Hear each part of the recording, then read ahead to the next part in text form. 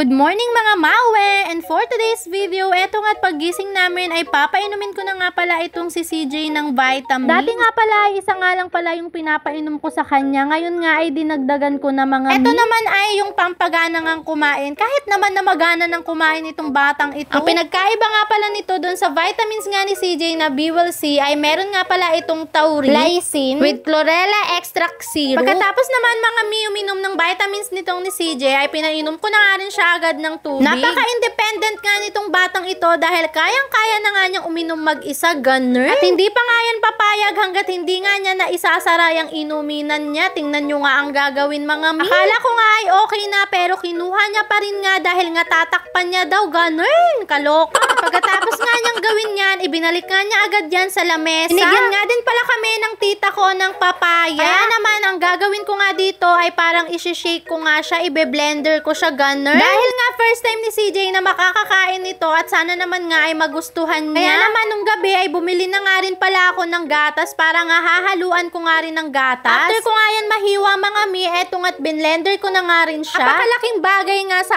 akin na meron nga akong ganitong klaseng blender. Binigay nga pala to sa akin ng tita ko, o diba? Ang dami-dami nang nabibigay sa akin ng tita ko na yun. Kaya sobrang malaki din yung pasasalamat ko sa kanya kahit naman hindi niya nga napapanood itong vlog ko. Dahil busy yon sa trabaho niya, ganun. And pagkatapos ko nga ma-blender yan mga mi, eto nga't naglagay na nga rin pala ako ng gatas dyan. At syempre, ang unang-unang ang titikim dyan, aba syempre ang nanay, ganun. At nung okay na nga sa akin yung lasa at approve na nga, ayan, carry boom boom na. At nagdagdag na nga lang ako ng konting-konti pa. At eto na nga, pinakain ko na nga itong si CJ. Tinawag ko na nga muna siya dyan mga mi dahil nga nagtatatakbo na naman siya dyan sa paligid. At ayan na nga ang unang subo mga mawe at okay naman at nagustuhan naman niya. At buti na nga lang nagustuhan niya mga mawe. Minsan kasi itong si CJ sa unang subo nga ay aayaw pa nga ito. Pero sa tagal naman ay magiging okay din naman, ganun. Nakiyat ko na nga siya dyan at dyan ko na nga siya inupo mga mawe dahil nahihirapan nga ako na nandun nga siya sa baba. Ganito lang naman kami sa umaga mga mawe. Kapag nga nauna akong nagising kay CJ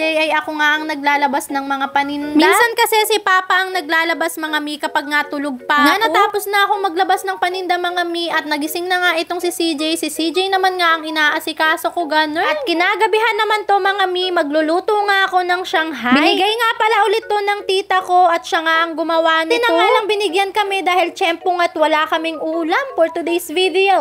Di na kasi ako nagpunta ng palengke at nakipagmaritesan nga ako dun sa tita ko. Charot.